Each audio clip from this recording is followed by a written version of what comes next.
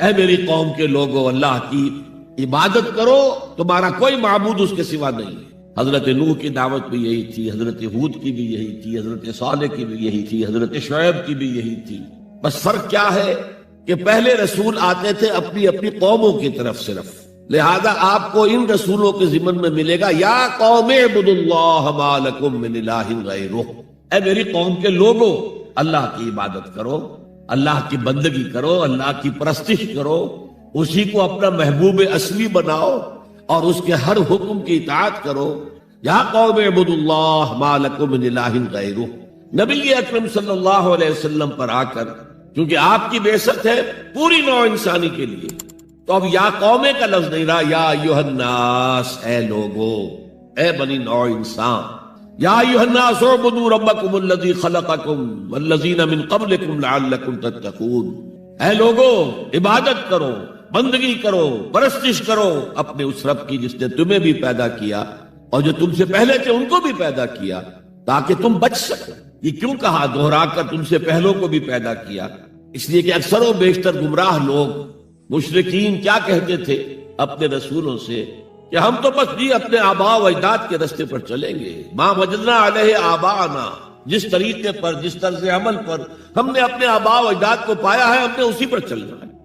تو واضح کر دیا تم بھی مخلوق ہو، وہ بھی مخلوق تھے، تم بھی انسان ہو، وہ بھی انسان تھے، تم سے بھی غلطی ہو سکتی ہے، ان سے بھی ہو سکتی تھی، لہذا یہ اصول نہیں ہے کہ جو بھی آباء و اجداد کی ریتیں ہیں، رسمیں ہیں، طریقے ہیں اور جو ان کے عقیدے ہیں انہی کو آپ لے کر چلے، بلکہ آپ تو تلاش کریں صحیح عقیدہ کیا ہے، صحیح زندگی گزارنے کا طریقہ کیا ہے، اس کو اختیار کریں۔ تو یا ایھا الناس اعبدوا ربکم الذی خلقکم والذین من قبلکم لعلکم تتقون، تاکہ تم بچ جاؤ جہنم کی آگ سے۔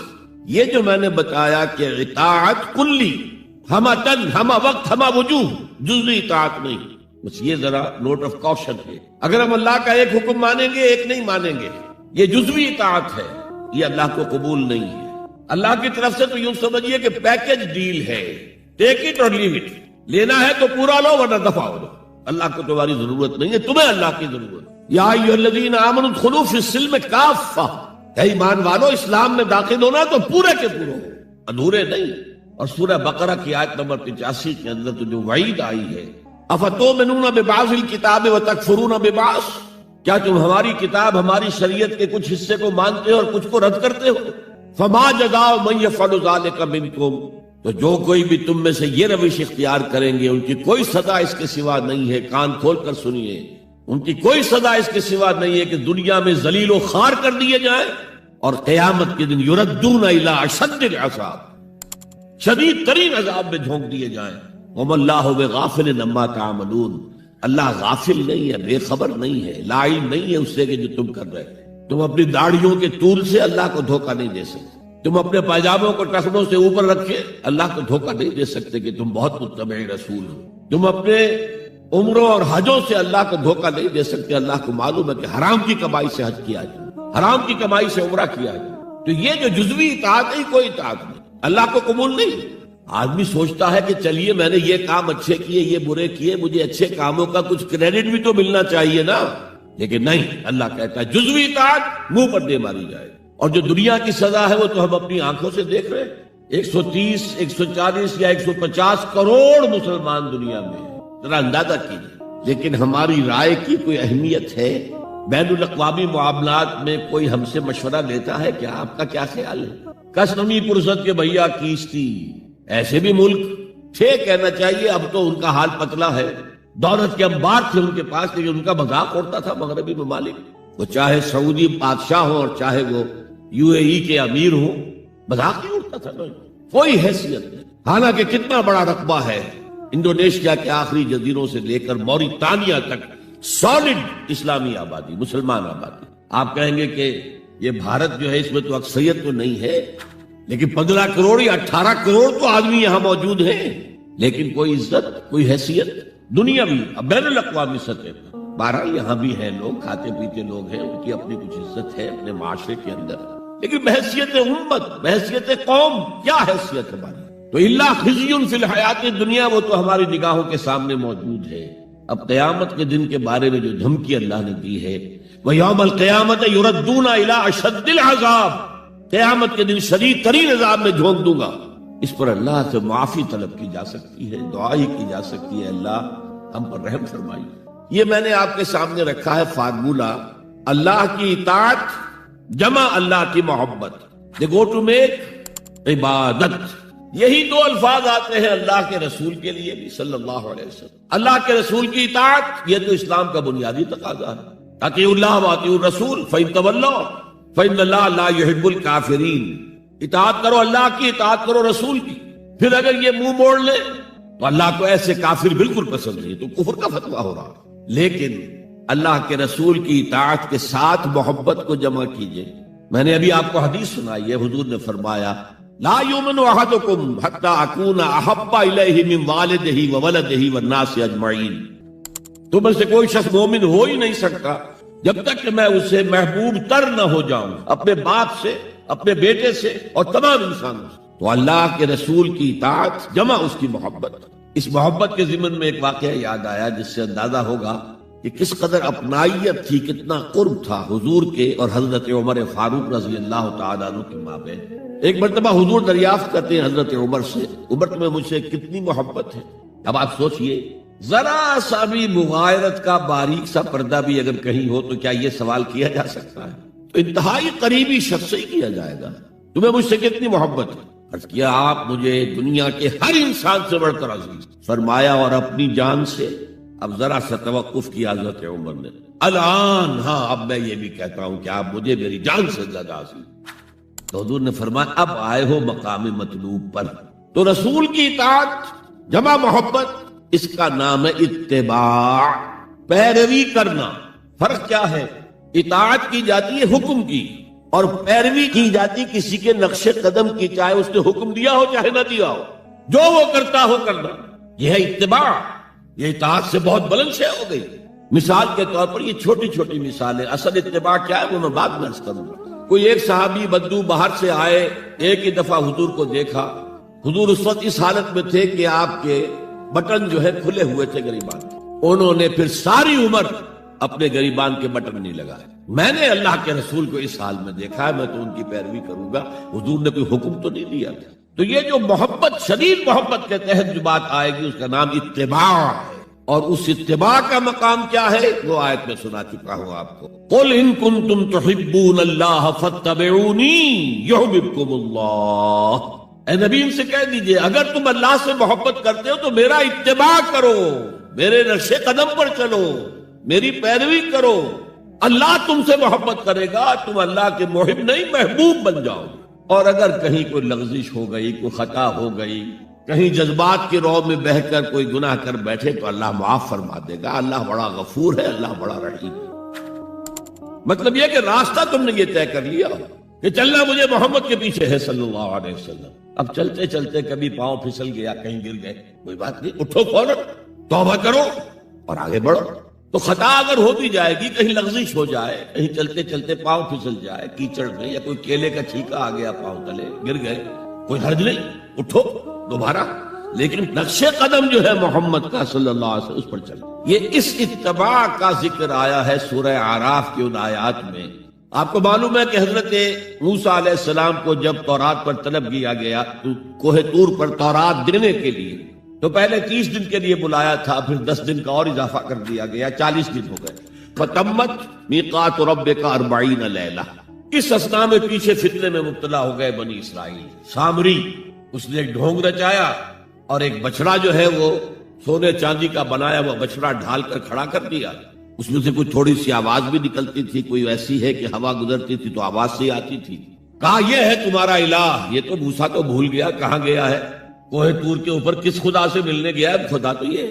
اور بنی اسرائیل کے بہت سے لوگ اس فریب میں آ گئے اور بچڑے کی پوجا کرنے لگے۔ اب جب حضرت موسیٰ آئے، اور آپ کو معلوم ہے حضرت موسیٰ کا مزاج جلالی تھا، وہ پتھر کی تختیاں لے کر آئے تھے کہ جن پر کوہ طور پر اللہ تعالیٰ نے اپنے احکام عشرہ جو ہیں، دی 10 کمانڈمنٹس مشہور، وہ کندہ کر کے آپ کو دیے تھے، وہ ہاتھ میں لے کر آئے۔ یہاں معلوم ہوا یہ صورت پیش آ گئی، فَأَلْقَى الْأَلْوَاحَ، تو وہ تختیاں تو آپ نے زمین میں ڈالی، اور پھر جو احتساب کیا ہے پہلے تو اپنے بھائی حضرت ہارون کا، ان کی داڑھی کے بال پکڑے، ان کے سر کے بال پکڑے اور کھینچا اپنی طرف۔ اس نے کہا کہ بھائی مجھے ذلیل نہ کرو لوگوں کے سامنے، میں نے انہیں روکا لیکن یہ تو مجھے قتل کرنے پر تل گئے تھے، اور مجھے اندیشہ یہ ہوا کہ کہیں آپ واپس آ کر یہ نہ کہیں ان فرقت بین بنی اسرائیل، کہ تم نے تو بنی اسرائیل کے درمیان تفرقہ پیدا کر دیا۔ تو میں نے کہا آپ ہی واپس آ کر نپٹے۔ اب پہلی بات نوٹ کیجئے، تاریخ انسانی کا یہ عظیم واقعہ ہے، کئی ہزار یہودی اپنے اپنے قبیلے کے لوگوں کے ہاتھوں ذبح کیے گئے۔ اللہ تعالیٰ نے حکم دیا اور حضرت موسیٰ نے وہ حکم دیا، اللہ کا حکم موسیٰ نے پہنچایا کہ 12 قبیلے ہیں، ہر قبیلے کے جن لوگوں نے یہ حرکت کی ہے ان کو اسی قبیلے کے لوگ اپنے ہاتھ سے ذبح کریں۔ اب یہ بہت بڑی توبہ تھی، بہت بڑی توبہ تھی، بہت بڑی توبہ تھی، اپنے قبیلے کے لوگوں کو قتل کر دینا۔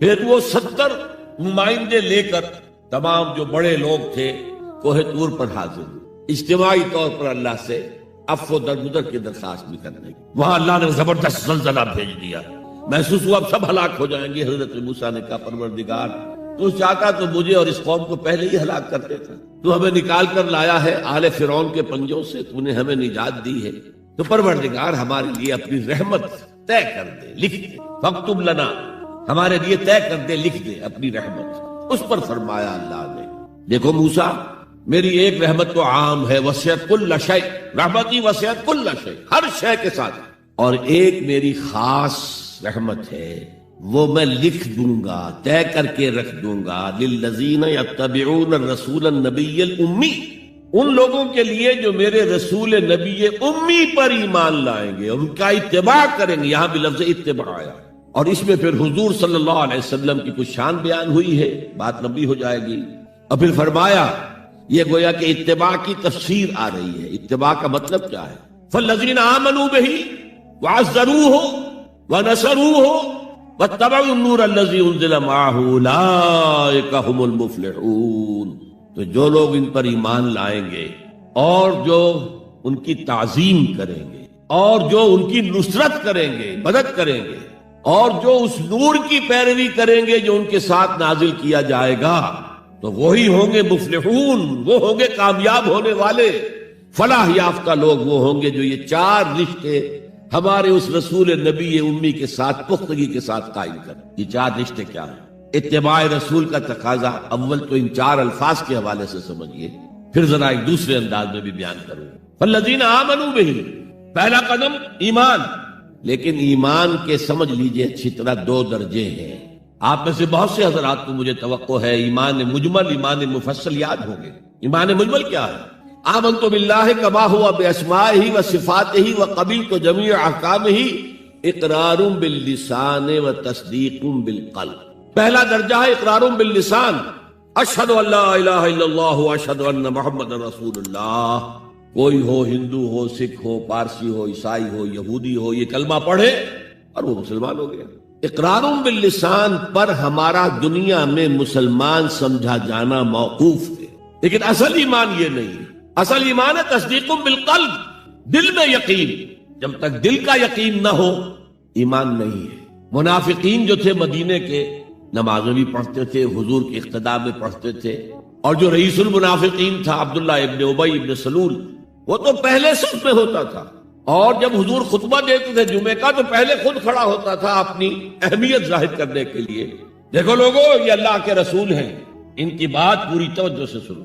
یہ صرف اپنی چودراہٹ کے اظہار کے لیے کہ میں بڑی شے ہوں، اس لیے کہ وہ خزرج کا بڑا سردار تھا۔ اوس اور خزرج کے 2 عرب قبیلے تھے مدینے میں، جن میں سے کہ خزرج کا قبیلہ بڑا تھا، اوس کا چھوٹا تھا، اور خزرج کا سردار یہ عبداللہ ابن ابی تھا، اور اس کے بارے میں یہ طے ہو چکا تھا کہ اسے ہم اپنا بادشاہ بنا لیں گے۔ چنانچہ سونے کا تاج تیار ہو چکا تھا، ابھی تاج پوشی صرف باقی تھی کہ حضور تشریف لے آئے ہجرت فرما کر، بے تاج بادشاہ آ گیا صلی اللہ علیہ وسلم۔ لہذا اس کے سارے خواب جو ہے وہ منتشر ہو گئے، لہذا پہلے دن سے پکا منافق۔ ایمان لایا اگرچہ وہ بھی ذرا دیر سے لایا، غزوہ بدر کے بعد لایا۔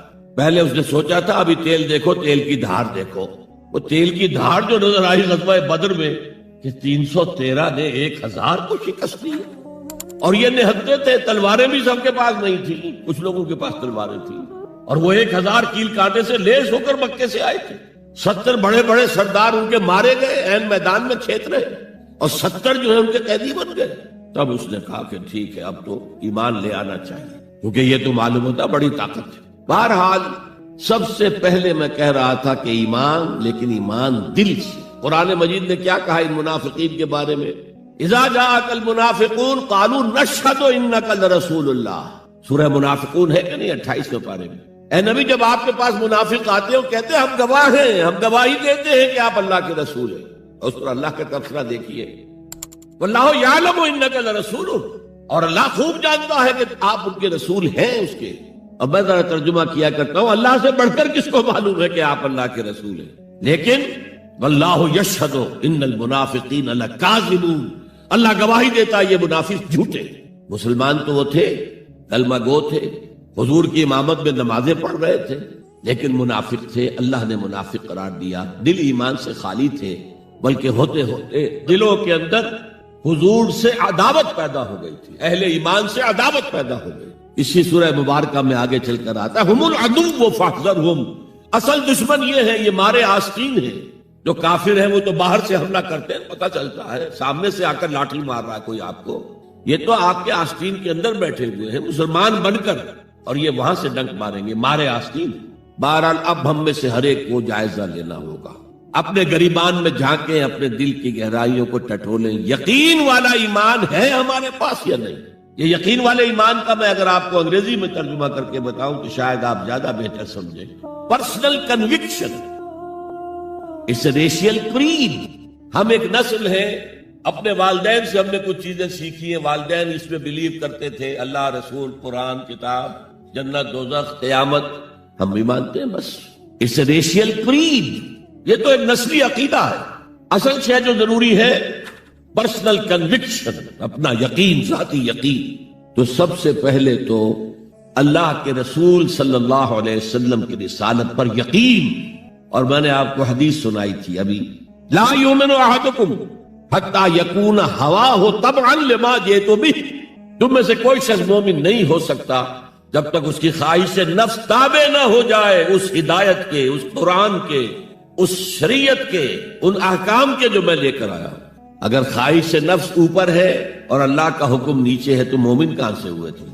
اللہ کے حکم سے نماز تو پڑھتے ہو، روزہ رکھتے ہو، سودی کاروبار کرتے ہو، اور اللہ کے حکم کو پاؤں تلے رگڑتے ہو. یہ کیا اسلام ہے؟ یہ تو وہی ہے. افتؤمنون ببعض الکتاب وتکفرون ببعض فما جزاء من يفعل ذلك منكم الا خزي في الحیاة الدنیا ويوم القیامة يردون الى اشد العذاب. تو سب سے پہلا جو جائزہ ہمیں لینا ہے کہ محمد کی رسالت پر صلی اللہ علیہ وسلم ہمیں یقین ہے. یقین، تصدیق تو ہم کرتے ہیں، زبان سے کہتے ہیں، لیکن یقین، جس یقین کا نتیجہ یہ نکلے کہ پھر نفس کے سارے تقاضے نیچے ہو جائیں اور حضور کی لائی ہوئی ہدایت، حضور کی لائی ہوئی شریعت بالاتر ہو جائے. نمبر 2 فرمایا وَعَزَّرُوهُ، ان کی تعظیم کرے. آپ کی جناب میں کوئی گستاخی ہو جائے، ایمان کے لالے پڑ جائیں گے اور آخرت برباد ہو جائے گی. اس تعظیم میں کیا کیا چیزیں شامل ہیں؟ دیکھیے سورہ حجرات میں ابتدائی حصے میں تفصیل سے کہا گیا یا ایھا الذین آمنوا لا ترفعوا اصواتکم فوق صوت النبی ولا تجهروا له بالقول كجهر بعضکم لبعض ان تحبط اعمالکم وانتم لا تشعرون. اے ایمان کے دعوے دارو، کبھی اپنی آواز کو رسول کی آواز سے بلند تر نہ کر دینا، مبادا تمہارے سارے اعمال حق ہو جائیں اور تمہیں پتہ بھی نہ چلے. میں نے کوئی گناہ کبیرہ تو نہیں کیا ہے، میں نے کوئی کفر تو نہیں کیا ہے، بس یہی ہوا نا کہ حضور کی آواز کے مقابلے میں اپنی آواز کو اونچا کر دیا. لا ترفعوا اصواتکم فوق صوت النبی ولا تجهروا له بالقول كجهر بعضکم لبعض. بلند آواز سے جیسے آپس میں باتیں کر لیتے ہو ایسے کبھی بات نہ کر بیٹھنا. ان تحبط اعمالکم، کہ تمہارے سارے اعمال حبط ہو جائیں، اکارت چلے جائیں، ختم ہو جائیں. وانتم لا تعلمون، تمہیں احساس بھی نہ ہو کہ ساری پونجی لٹ گئی. اس آیت کا ہم پر اطلاق کیسے ہوگا؟ کبھی سوچا؟ صحابہ کرام تو یقیناً اس کے مخاطب اول تھے، ہم پر کیسے تھا؟ اگر ہماری گفتگو ہو رہی ہو، بحث ہو رہی ہو، میں کچھ کہہ رہا ہوں، آپ کچھ کہہ رہے ہیں، لیکن کوئی کہہ دے حضور نے یوں فرمایا ہے، فوراً چپ ہو جاؤ. اب اگر کہا نہیں میرا خیال یہ، اب گویا کہ یہ حضور کی آواز سے آپ نے اپنی آواز اونچی کی، اپنا فکر، اپنا فلسفہ، اپنا فہم، اپنی سوچ، اپنی عقل ہاں بعد میں تحقیق کر لو، یہ جو کہا تھا کہ حضور نے فرمایا بھی ہے کہ نہیں ہے، حدیث صحیح ہے کہ نہیں ہے، مستند ہے کہ نہیں ہے، لیکن اس وقت آواز بند کر لینا لازم ہوگا کہ اس کے بعد اقول نہیں کہہ سکتا میں یہ کہتا ہوں۔ اس کا تو مطلب یہ کہ آپ بد مقابل بن کر رسول کے آ رہے ہیں۔ لا ترفعوا اصواتکم فوق صوت النبی ولا تجهروا له بالقول كجهر بعضكم لبعض ان تحبط اعمالكم وانتم لا تشعرون۔ صحابہ کے بارے میں آپ نے سنا ہوگا کہ حضور کی محفل میں ایسے بیٹھے ہوتے تھے ساکت و صامت، جیسے کہ ان کے سروں پر پرندے بیٹھے ہوئے ہیں اور انہیں اندیشہ ہے کہ ذرا سا بھی ہلیں گے تو پرندہ اڑ جائے گا۔ اس قدر ادب حضور صحابہ سے سوال کرتے تھے، اور یہ آپ کا طریقہ تھا تعلیم کا کہ پہلے ایک سوال سامنے لایا جائے تاکہ ان کا ذہن کھلے، سوچیں خود بھی۔ یہ تعلیم کا بہترین طریقہ ہے۔ اس کے بعد ہوتا کیا تھا؟ جواب نہیں دیتے تھے، اللہ و رسولہ عالم، اللہ اور اس کا رسول بہتر جانتے۔ پھر اگر دوبارہ آپ پوچھتے تھے تو جو بھی سمجھ میں آتا تھا کہتے تھے۔ مجھے یاد آ رہی ہے ایک حدیث، اور اچھا ہے کہ وہ آپ سن لیں، اس لیے کہ عام شکایت یہ ہے کہ مذہبی لوگ معاملات میں اچھے نہیں ہوتے۔ مسجدیں بنوائیں گے، مسجدوں میں قالین بچھوائیں گے، وہاں پر فانوس لگوائیں گے، سب کچھ کریں گے، مدرسوں کی خدمت کریں گے، علماء کی خدمت کریں گے، لیکن معاملات، تجارت، کاروبار، بین الانسانی تعلقات عام شکایت ہے، اس کی وہ پرواہ نہیں کرتے، حقوق العباد کا لحاظ نہیں۔ تو حضور نے ایک مرتبہ پوچھا صحابہ سے اتدرون من المفلس، تم جانتے ہو مفلس کون ہوتا ہے؟ صحابہ نے جواب دیا المفلس عندنا من لا درہم لہ ولا دینارا۔ حضور ہم اس شخص کو مفلس سمجھتے ہیں جس کے پاس درہم و دینار نہیں ہے۔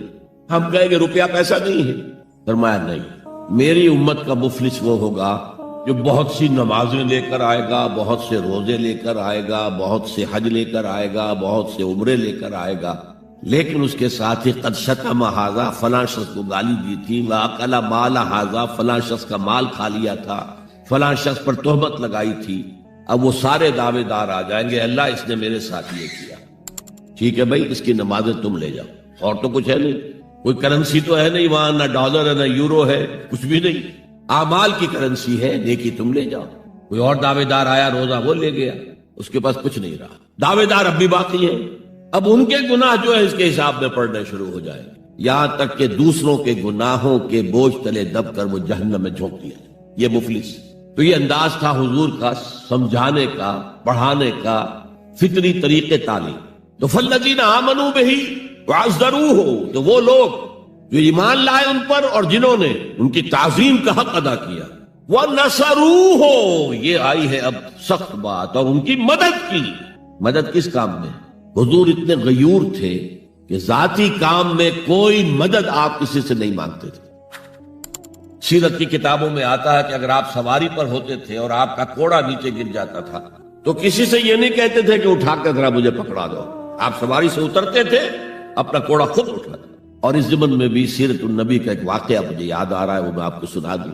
جب ہجرت مدینہ کی اجازت آ گئی تھی عام لوگوں کے لیے، عام مسلمانوں کے لیے، چلے جاؤ جاؤ سب جاؤ مدینہ کی طرف، لیکن رسول اپنی جگہ نہیں چھوڑ سکتا وداؤٹ ایکسپریس پرمیشن آف اللہ، تو حضور کے لیے ابھی اجازت نہیں آئی۔ جو یار غار تھے حضرت ابوبکر صدیق، وہ پوچھتے تھے حضور اجازت آ گئی؟ نہیں ابھی نہیں آئی۔ حضور اجازت آ گئی؟ نہیں ابھی نہیں آئی۔ حضرت عائشہ فرماتی ہیں کہ ایک روز دوپہر کے وقت حضور چلے آ رہے تھے، ہم حیران ہوئے۔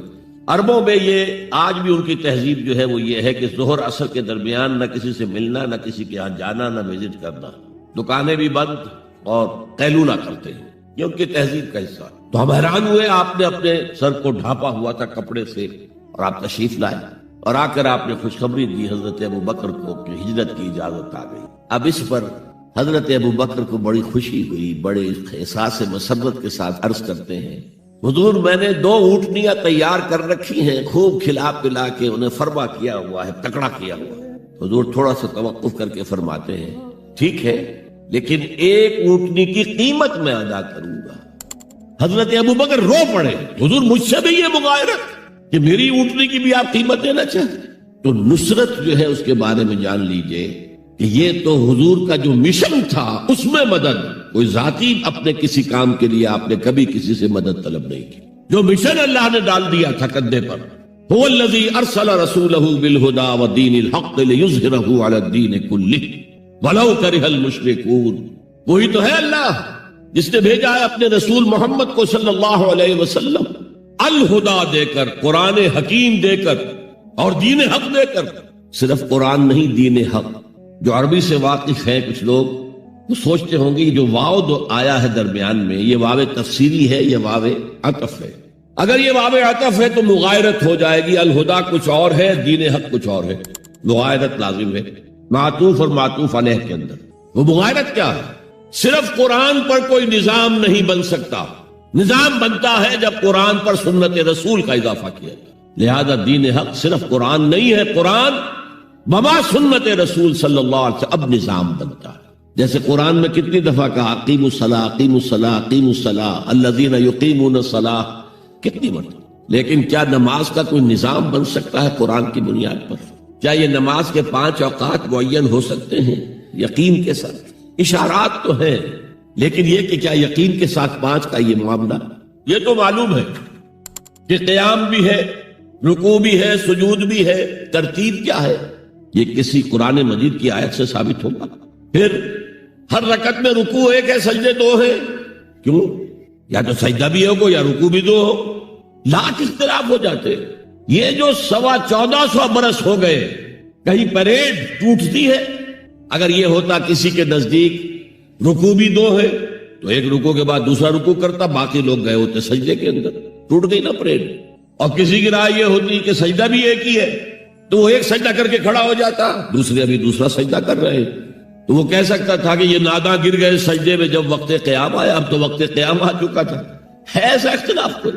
سن 62 میں پہلی مرتبہ جب حج پر گیا ہوں تو سب سے بڑا تاثر میرا یہی تھا کہ 1400 برس ہو گئے ہیں اور امت کتنے وسیع علاقے میں پھیلی ہے. ہر نسل کے لوگ اس میں آئے ہیں، ہر رنگ کے لوگ آئے ہیں، ہر جغرافیائی پس منظر کے لوگ آئے ہیں، ہر تاریخی پس منظر کے لوگ آئے ہیں. لیکن یہ نماز میں تو کوئی فرق نہیں، نماز ٹوٹتی. لیکن اس کے علاوہ معین شخص ہوگا دجال. یہ معین شخص جو دجال ہوگا اس کے بارے میں بھی ایک تو بالکل متفق علیہ چیزیں ہیں. نمبر 1 کہ وہ شخص ہے، قطعی ہے، یقینی ہے. اس کا حلیہ بھی حضور صلی اللہ علیہ وسلم نے احادیث کے اندر بیان کیا. دوسری بات یہ کہ اس کے ہاتھ میں قوانین قدرت، گویا کہ تسخیر کائنات، گویا کہ نقطۂ عروج کو پہنچ چکی ہے. تمام اختیارات الہی تقریباً اس کے ہاتھ میں آ چکے ہیں. جو بڑے سے بڑے معجزے اللہ تعالیٰ نے نبیوں کو دیے ہیں وہ معجزے کر کے دکھائے گا. وہ مردہ کو زندہ کرے گا، مردہ لوگوں کی افواہوں کو لے کر آئے گا، ان کی روحوں کو، اگرچہ جھوٹی روحیں ہوں گی، وہ شیاطین جن ہوں گے جو ان کا بھید بدل کر آئیں گے، لیکن یہ کہ وہ لوگوں سے کلام کریں گے. یہ اسپرچولیزم جو اپنی انتہا کو پہنچا ہوا ہے یورپ میں اور مغرب میں، یہ در حقیقت اسی کا ایک مظہر ہے. وہ کھلے بیابان کو کہے گا جہاں بالکل ڈٹیل جو ہے وہ صحرا تھا، گلو گلزار کر دے گا جب چاہے گا. جب چاہے گا جہاں چاہے گا بارش برسائے گا. فاصلہ اس کے لیے بے معنی ہوگا. اس کی سواری وہ ہوگی کہ جس کے دونوں کانوں کے درمیان فاصلہ 80 ہاتھ کا ہوگا. یہ سارے جو آج آپ کی ٹیکنالوجی کی جو انتہا جا رہی ہے اور جدھر جا رہی ہے اس کو اچھی طرح سمجھیے. آج سے 100 سال پہلے شاید انسان ان چیزوں کا تصور نہ کر سکتا. وہ کوئی سواری ایسی بھی ہو سکتی ہے جس کے 2 کانوں کے درمیان کا فاصلہ جو ہے وہ 80 ہاتھ کا ہوگا. آپ کے یہ سارے جیٹس جو ہیں وہ کیا ہیں؟ ان کے رڈار جو لگے ہوئے ہیں دونوں کان ہیں. اس کا ایک قدم اگر مدینے میں ہوگا تو دوسرا بیت المقدس میں ہوگا. اس کی آواز پوری دنیا میں سنی جائے گی. سنی جا رہی ہے کہ نہیں؟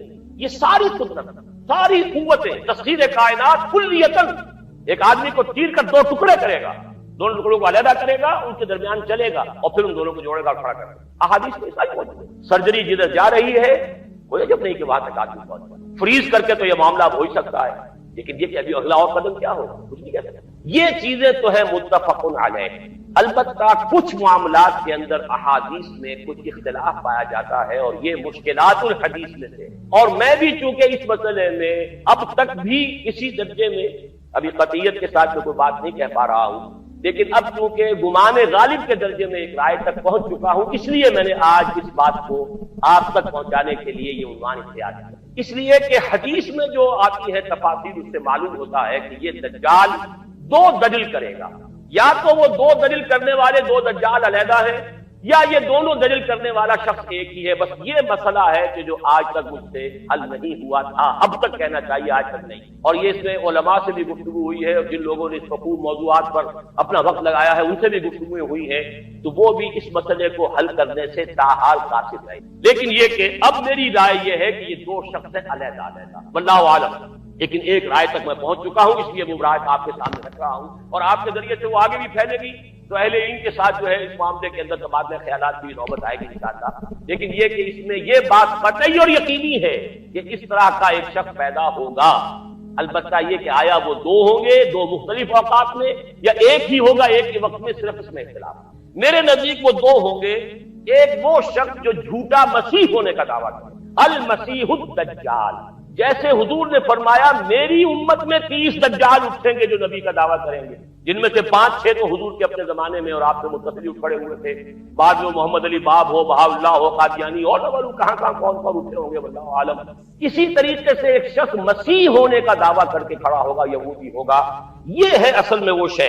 اور اس میں جو ان دونوں شخصیتوں کے مابین اگر کوئی ذرا سا اگر ابہام رہا ہے تو میں ایک حدیث بھی نوٹ کر کے لایا تھا، حضرت عبادہ ابن صامت رضی اللہ تعالی عنہ سے ہے، عن رسول اللہ ہے، انی حدثتکم عن الدجال حتی خشیت اللہ تقتلوا، میں نے تمہیں دجال کے بارے میں بہت سی باتیں بتائی ہیں تو مجھے یہ گمان ہوا کہ شاید تم اسے سمجھ نہ پاؤ۔ یہ اندیشہ خود حضور صلی اللہ علیہ وسلم کو ہوا ہے اور یہ سنن ابی داؤد کی روایت ہے۔ بہرحال میں جو کچھ عرض کر رہا ہوں کہ میں اس رائے تک پہنچا ہوں کہ یہ دو علیحدہ شخصیتیں ہیں، ایک تو یہ ہے کہ ایک مسیح الدجال کھڑا ہوگا یہ ایک دعویٰ کر کے کہ میں مسیح ہوں، چونکہ اس کا زمانہ بالکل قریب آ چکا، اس لیے میں آپ کو اس کے بارے میں خبردار کروں۔ دوسرا جو مسیح جس کی شخصیت مسیح دجال کی آتی ہے، دجال اکبر، میں صرف اشارہ کروں گا، پھر کبھی انشاءاللہ اس موضوع پر تفصیل سے گفتگو ہوگی، وہ میرے نزدیک بالکل قریب قیامت کی ایک علامت ہے۔ جو خدائی کا دعویٰ کرے وہ جھوٹا خدا ہوگا، یہ جھوٹا مسیح ہوگا، المسیح الدجال۔ الدجال الاکبر وہ ہوگا کہ جو قیامت کے بالکل قریب کی 3 نشانیاں ہیں، جبکہ وہ آ جائیں گی تو حدیث میں آتا ہے کہ اس کے بعد کسی شخص کے ایمان لانے کا، توبہ کرنے کا فائدہ نہیں ہوگا۔ ویسے تو علامات قیامت جو ہے ان میں سب سے پہلی میں نے بتایا تھا حضور کی بعثت خود علامات میں سے، اس کے بعد 10 علامتیں حضور نے گنوائی ہیں اور وہ تدریجاً پوری ہوتی چلی جائیں گی۔ آخری علامات کے لیے حدیث سن لیجیے، عن ابی ہریرہ رضی اللہ تعالی عنہ قال قال رسول اللہ صلی اللہ علیہ وسلم ثلاث اذا خرجنا لا ينفع نفسا ایمانا لم تكن آمنت من قبل او کسبت فی ایمانها خیرا، طلوع الشمس من المغرب وخروج الدجال ودابۃ الارض۔ 3 نشانیاں وہ ہیں کہ جب وہ ظاہر ہو جائیں گی تو پھر کسی کا ایمان لانا مفید نہیں ہوگا جو پہلے ایمان نہیں لایا تھا یا جس نے اس سے قبل اپنے ایمان میں کچھ اعمال صالحہ کی کمائی نہیں کی، یعنی گویا کہ توبہ کا دروازہ بند ہو جائے۔ جیسے جب موت کے آثار شروع ہو جاتے ہیں تو توبہ کا دروازہ انسان کے لیے بند، اب جب موت کے آثار شروع ہو گئے اب توبہ کرنا فائدہ نہیں، اس سے پہلے توبہ کا دروازہ کھلا ہوا، ما لم یغرغر، جبکہ وہ موت کے آثار شروع ہو جاتے ہیں، گھنگرو بولنا شروع ہو جاتا ہے، معلوم ہوتا کہ اب جا رہا، اب توبہ بیکار۔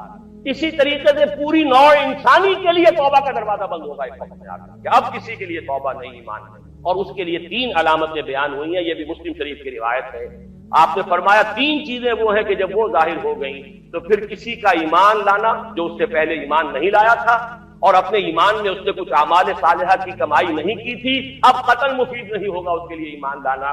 وہ 3 نشانیاں ہیں، طلوع الشمس من المغرب، سورج مغرب سے طلوع ہوگا، نظام شمسی میں کوئی اختلال ایسا ہوگا کہ جس سے سورج بجائے مغرب سے نکلے گا، وہ خروج الدجال ودابۃ الارض، ایک زمین سے کوئی چوپایا برآمد ہوگا۔ بعض احادیث میں آتا ہے کہ مروہ کہ میں نے عرض کیا کہ استعانت باللہ، مدد مانگنی ہو تو صرف اللہ، یہ دین کی روح کا ایک بہت اہم مسئلہ ہے، بہت اہم روح ہے دین۔ میں نے اسی لیے آج سورہ فاتحہ کی تلاوت کی شروع میں کہ اس مسئلے کی اہمیت جو ہے اس کا آپ کو اندازہ ہو جائے۔ سورہ فاتحہ جو ہماری نماز کا جزو لازم ہے، حدیث نبوی ہے لا صلاۃ لمن لم یقرأ بفاتحۃ الکتاب، سورہ فاتحہ کے بغیر کوئی نماز ہر رکعت میں ہم پڑھتے ہیں، یا یہ دوسری بات ہے فقہ حنفی کے مطابق امام پڑھتا ہے اگر جہری انداز میں تو گویا کہ پوری جماعت کی طرف سے ادائیگی ہوتی ہے، لیکن اس پہ اتفاق کرتے ہیں سورہ فاتحہ ہی اصل نماز۔ اسی لیے ایک حدیث میں جو مسلم شریف میں آئی ہے حضرت ابو ہریرہ سے، سورہ فاتحہ کا تجزیہ کیا گیا ہے تدابیر کا، اور وہ حدیث قدسی قسمت الصلاۃ بینی و بین عبدی بالصلاۃ، اللہ فرماتا ہے میں نے نماز کو اپنے اور اپنے بندے کے درمیان برابر برابر تقسیم کر، بندہ کہتا اب اس کے بعد ساری تفصیل سورہ فاتحہ۔ صلاۃ کا قسمت الصلاۃ بینی و بین عبدی بالصلاۃ، تو ہم تو صلاۃ میں سورہ فاتحہ بھی ہے، پھر اس کے بعد بہت قرآن مجید کی آیتیں پڑھتے ہیں، تو رکوع بھی ہے، تو سجود بھی ہے، قیام بھی ہے، اور قاعدہ بھی ہے ہمیں صلاۃ کو منکر بنی، لیکن یہ کہ اصل صلاۃ سورۃ فاتحہ۔ چنانچہ اس حدیث میں تجزیہ کیا گیا ہے، جب بندہ کہتا ہے، میرا بندہ یہ کہتا ہے الحمدللہ رب العالمین، تو میں یہ کہتا ہوں اللہ تعالیٰ یہ پتا ہے ہمیں چاہیے میرے بندے نے میری ہم تعریف کی سنا کی۔ جب بندہ کہتا ہے الرحمن الرحیم، میں کہتا ہوں اللہ کہتا ہے اثنا علیہ، میرے بندے نے میری سنا۔ اور جب بندہ کہتا ہے مالک یوم الدین، تو اللہ فرماتا مجدنی عبدی، میرے بندے نے میری بھونگی بیان۔ تو یہ سارا میں اس لیے آپ کا حوالہ کیا۔ آج میں سورہ فاتحہ کا درس نہیں دے رہا ہوں، پوری بات نہیں سنا رہا ہوں کہ اصل نماز سورہ فاتحہ۔ اب سورہ فاتحہ میں 7 آیتیں ہیں، اور عجیب تبدیل ہے، 3 آیتوں پر ایک جملہ بنتا ہے، الحمدللہ رب العالمین الرحمن الرحیم مالک یوم الدین، آیتیں 3 جملہ 1، پھر 3 آیتوں پر ایک جملہ ہے آخر میں اہدنا الصراط المستقیم صراط الذین انعمت علیہم غیر المغضوب علیہم ولا الضالین، آیتیں 3 جملہ 1۔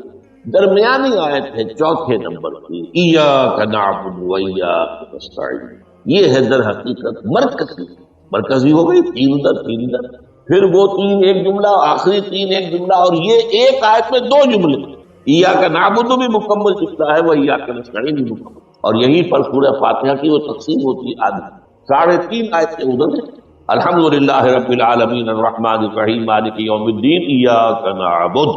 اب واو آ گیا، یہ واو ایسے ہے جیسے کہ آپ ترازو کو پکڑتے ہیں مٹھ ہوتی ہے۔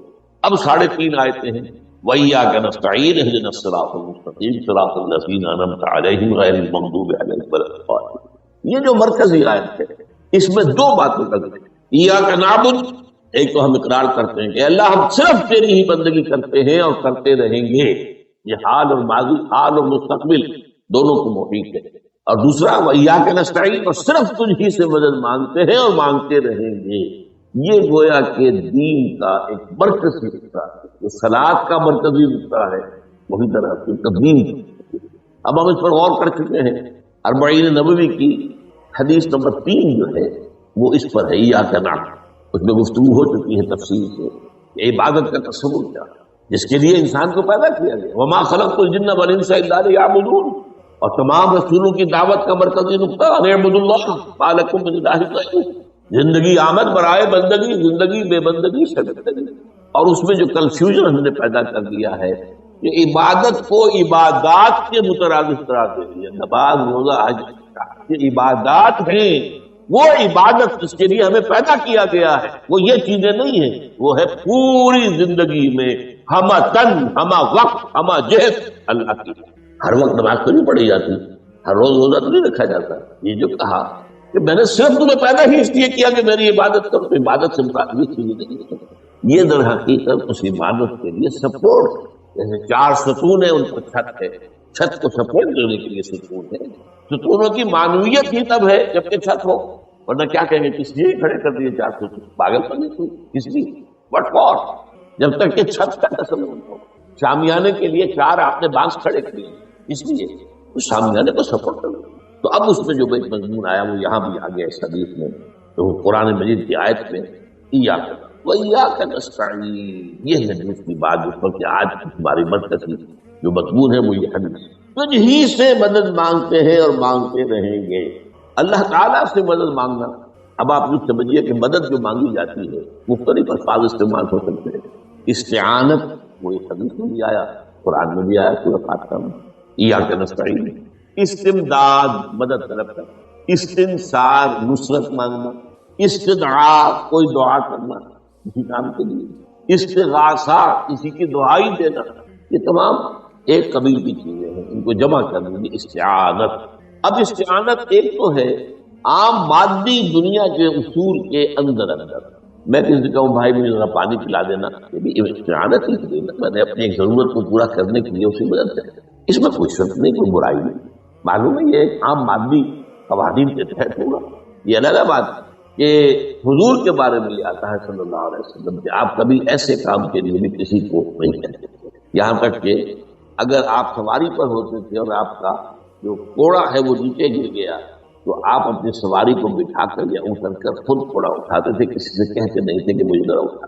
تو یہ استدعاء، استعانت، استمداد، اس میں ایک درجے ہیں، بڑے اونچے اونچے درجے بھی ہیں، لیکن عام حالات میں ہم مادی قوانین کے تحت اگر کوئی مدد چاہے کسی سے تو بری بات نہیں، اس میں کوئی شرک نہیں، اس میں کوئی کفر نہیں، اگرچہ بعض حضرات کے نزدیک اس کا ایک درجہ ہے وہ میں بعد میں بیان کروں گا، لیکن یہ کہ ماورائی انداز کسی غیر مرئی حقیقی یا موہومہ شخصیت سے مدد مانگو، غیر مرئی حقیقی فرشتے ہیں، غیر مرئی ہے حقیقی، موہومہ جنہوں نے گاڈ اینڈ گاڈیسز اور آلہہ بنا لیے، دیویاں دیوتیا بنا لیے، یہ موہومہ ان کے وہم کی پیداوار، وہ بھی غیر مرئی ہے، وہ ان کی انہوں نے تصویریں بنا دی ہیں پوجنے کے لیے، لیکن وہ یہ کہتے ہیں کہ یہ تصویریں جو ہم نے بنائی ہیں یا یہ مجسمے بنائے ہیں، بت بنائے ہیں، یہ صرف توجہ کے ارتکاز کے لیے تاکہ پورا مراقبہ کر سکیں، ہم اپنی توجہ کو مرکوز کر سکیں۔ ہمیں بھی پتہ ہے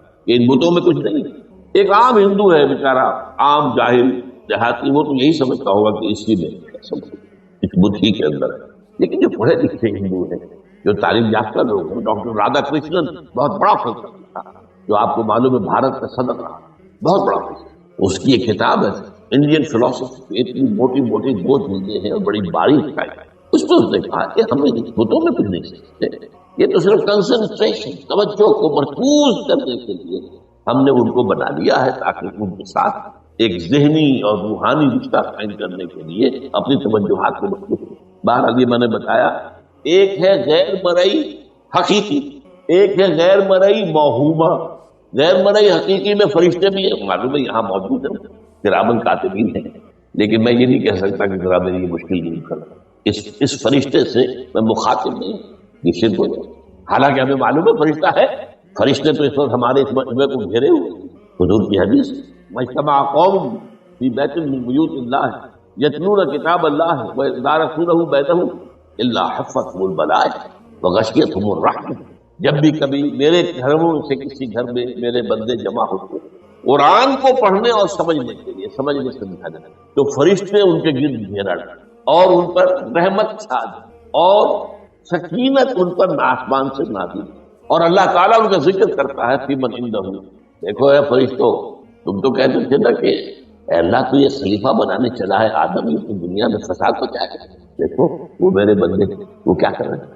اللہ تعالیٰ ذکر کرتا ہے اپنی اس مجلس میں، وہ جو ملائے اعلیٰ کی مجلس، جو اللہ تعالیٰ کے قریب ترین جو تو فرشتے ہیں لیکن مدد نہیں مانا۔ اسی طرح اب ذرا مسئلہ دوسرا وہ مختلف ہی ہو جائے گا۔ میں نے پہلے وہ بات کی جس میں اختلاف کا امکان ہے، فرشتے تو ہے ان پر ہمارا ایمان، اور اصل میں ایمان بالملائکہ ہی کی شکل بگڑی ہے، یہ جو گاڈز اور گاڈیسز بنا لیے گئے اور دیوی اور دیوتا بنا لیے گئے اور آلہہ بنا لیے گئے، ملائکہ ہی، ملائکہ کو اللہ نے ایک ایک کام کے اوپر معمور کیا ہوا ہے، یہ پہاڑوں کا فرشتہ ہے، یہ بارش کا فرشتہ ہے، یہ فلاں کا فرشتہ ہے، انہوں نے انہی کو دیوتا بنا لیا۔ بس غلطی کیا لگی کہ ان کا کوئی اختیار ہے، ہمارا ایمان کا فرشتوں کا اختیار کوئی نہیں، یفعلون ما یؤمرون، جو اللہ حکم دیتا ہے ان کا کوئی اختیار، بس یہ باریک سا پردہ ہے، یہی ایمان بالملائکہ بن گیا ہے، دیویوں دیوتاؤں کو شکل اختیار ہے۔ عرب کے لوگ خدا کی بیٹیاں کہتے تھے، یہ فرشتے خدا کی بیٹیاں ہیں، ان کے نام پر انہوں نے لات، یہ مونس تھا، لات، عزا، عزیز کا منات، یہ سب مونس، یہ دیویاں ہیں، یہ اللہ کی بیٹیاں ہیں، فرشتے ہیں۔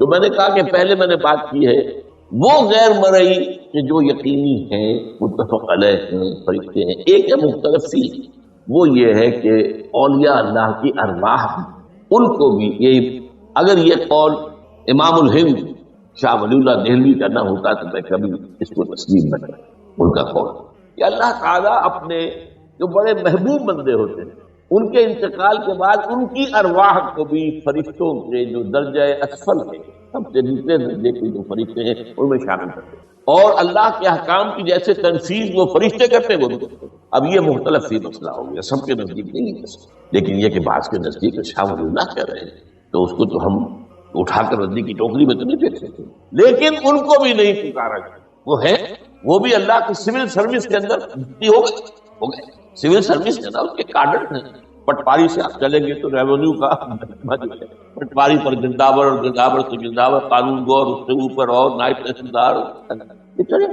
تو فرشتوں کے بھی گریڈ، طبقہ اسفل، طبقہ اعلیٰ۔ تو اگر اللہ تعالیٰ اپنے نیک بندوں کی ارواح کو بھی اس میں شامل کرتے ہمیں کیا اعتراض ہے، اور اس کو ماننے سے کوئی شرک لازم نہیں آئے گا۔ ہاں انہیں پکسیے تو شرک لازم آئے گا، بات سمجھ باریک فرق. فرشتوں کو مانتے ہیں پکار مدد نہیں مان سکتے. اسی طریقے سے ان کو آپ مانتے بھی ہو کہ وہ ملائکہ کی آخری صف میں ان کو بھی اللہ نے بھرتی کر دیا ہے تو ٹھیک ہے. لیکن یہ کہ آپ اختلاف کریں اختلاف بھی کریں کہ اتنی بڑی بات کے لیے کوئی دلیل قرآن مجید سے ہمیں نہیں ملتی. یہ تو سب کہتا ہے یہ کہ ایک قول ہے ایک محدث کا ہے. لیکن در اس بات فرق جو بتا رہا ہوں ان کو یہ مان لینا کہ فرض کیجئے شیخ عبد القادر جو ہے بغدادی گیلانی رحمت اللہ علیہ ان کی روح اب کہیں آ سکتی ہے ارواح آ سکتی ہے جیسے ملائکہ آ سکتی ہے روح محمد صلی اللہ علیہ وسلم. لیکن ہم اس وقت محمد کو پکاریں گے نہیں. پکارا کسی نے دعوت جب دعا کی تو یہ ذرا باریک سا فرق ہے جو ہمارے ہاں اس فرق کو نہ سمجھنے کی وجہ سے یا تو انکار کر دیتے ہیں صرف روح آئی نہیں اور یا یہ کہ پھر ان سے دعائیں اور استدعاء اور استغاثہ یہ دونوں میں جو ہے انتہا ہے.